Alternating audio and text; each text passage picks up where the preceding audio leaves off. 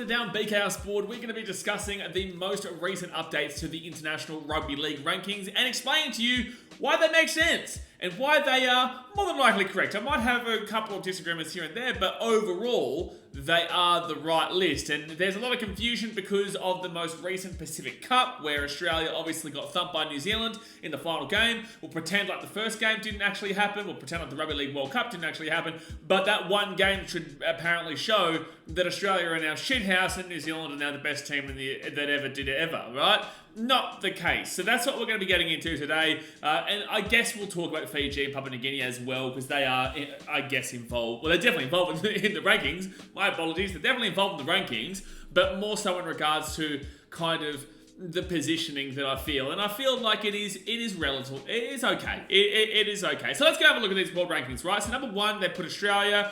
No shock horror there, no shit Sherlock. Australia number one, with the Kiwis being 2 and England being 3. Now that was always going to be the case. Now it is unfortunate for Samoa, who are in 4th, that they're not above England based on the fact they beat England in the World Cup last year, right? It is unfortunate for them. But with that being said, England did just beat Tonga 3 times in England, right? I feel like if that didn't happen and Tonga got a win or 2 here or there, maybe, but then again, you've also got to remember that Samoa, in their 2 games that they played in this Pacific Cup, they completely threw it. Like, they had no intention to win any games. They didn't believe they could win any games. They thought that it was just a tournament where they could see talents like Suala Alvi Fa'alongo, really emerge. They didn't have Crichton playing. There was no Jerome Lu. Actually, Crichton might have played. He played 5'8" or something like that. It was really weird. Samoa went in with a let's test it out kind of theory rather than let's win, right? If they had done something in that tournament, maybe they might have gone above England. And I do believe right now the full-strength Samoa team does beat a full-strength England team. I will straight up say that. And that's exactly what they did last year, right? But the point of the matter is that based on that series against Tonga, where they won 3 and Samoa lost 2, it makes sense to have them down there at 4th. And I do believe that if Tonga had won probably just one of those games maybe, or maybe 2, they would have gone above Samoa, which would have had a lot of people going, oh, hold on a second, Tonga's not better than Samoa, which I agree with. I don't believe that Tonga right now is better than Samoa, but it would have probably bumped them up. And that's how these rankings work, right? The amount of games you play, the opposition that you play, look at Rugby Union, for example. Then obviously you go down to Tonga in 5th. Like I said, they probably would have bumped above Samoa if they had have won one of those games in England against England, right? They probably would have gone to 4th. I do believe that this order of rankings, the only thing I would change in the top 5 is Samoa above England. That's all I would change. But again, based on how the system is done, I understand why England is the 3rd, Samoa is 4th, and Tonga is in 5th. You go into 6, 7, 8, 9, 10. We got Papua New Guinea and Fiji in 6 and 7.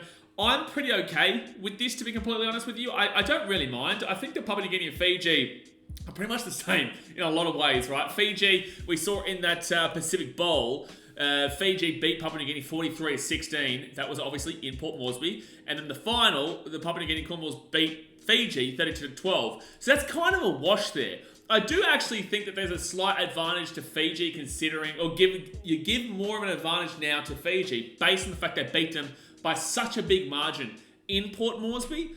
But then you go to the final, and obviously they threw it away, and that was, in back-to-back weeks. So, look, I don't know. And you saw that with the way both sides of the tournament shaped out. Whoever won that previous week actually got thumped the next week, right? So it's an interesting setup, and that's why I disagree with the setup, because I thought the setup actually was always going to deliver this result. I did not think that Australia was going to get pumped 30-0 by New Zealand. I did see Papua New Guinea getting a good win over Fiji, right? The point of the matter is that I did have the thought process that it could be that way because of the fact that you've already seen one result. The other team now has more motivation, more initiative to go forward and actually get that win. A lot of factors went into it. It was disappointing there, but let's move on there. I think Papua New Guinea, Fiji, you can put them 6, you can put them 7. They're in the same position. There's a reason why these guys are rivals. They are the same team in a lot of ways. I would say that Fiji can compete with the bigger dogs more than Papua New Guinea can compete with the bigger dogs, though. So that's why I probably would put Fiji above them. But like I said, they're 50-50. Then you get France, Lebanon, and the Cook Islands in the top 10. I'm kind of okay with this. I think that Lebanon probably should be above France, especially when they've got the likes of Mitchell Moses there. They do have Adam Dwayhe when fit and healthy. I do think that Lebanon should be above France, but I just don't watch them, to be completely fair. I'm just going based off of the talent that I know that they have. I know they didn't do too well. They did okay against, I think, New Zealand in the World Cup last year. But I would, put Lebanon above France. I am kind of... The only reason I'm surprised Cook Islands are in 10th is, I guess, because all the other teams below them just aren't really anything. I believe Ukraine actually jumped quite high up here into the top 20, which is good for them. But the Cook Islands are just not that great. They're a long way. Cook Islands are a long way away from being relevant, man. A long way away from being relevant. And you can kind of like try and leash one of these ideas that, this player plays for Australia, plays in New Zealand, he's just taking the money. Maybe not. Maybe he actually is from Australia. Maybe he's from New Zealand and it's just cultural heritage that he's linked with Cook Islands, right? You know, like you can't expect Valentine Holmes to just throw away Australia for Cook Islands. Yeah, I believe he's Cook Islander. I believe he is. So if I'm wrong, please kind of forgive me. But at the end of the day, you can't expect these players to just throw away potentially where they're born, lived and raised just because of their cultural heritage and because you want your team to be better. All right? So I get that you want that, but that doesn't mean that it's a negative and a slight on that player because of that. Okay? Now, let's get into the big topic, which is Australia and New Zealand in first and second. Now, Australia, obviously, they won the World Cup last year that people seem to forget about. And once they won that World Cup in 2022, sorry, I forget what year it is because we're about to go into 2024. In 2022, Australia beat New Zealand to get to that World Cup final. They beat them 16-14. Very close game, unreal game, right? And they ultimately beat Samoa 30-10 in the World Cup final when they've won, you name it, how many World Cups in a row, right? Australia just know how to win on the big stage, and they had to beat New Zealand to get there. And they usually do have to beat New Zealand to get to that final. I know they beat England in the 2017 World Cup final. I think they beat Fiji, so I think it must have been... I don't think New Zealand did anything in the 2017 World Cup, to be honest with you. They didn't really do much at all. I think they got knocked out by Fiji, didn't they? I could be wrong. I'm just trying to think back to it. Actually, let's go quickly have a look-ski here.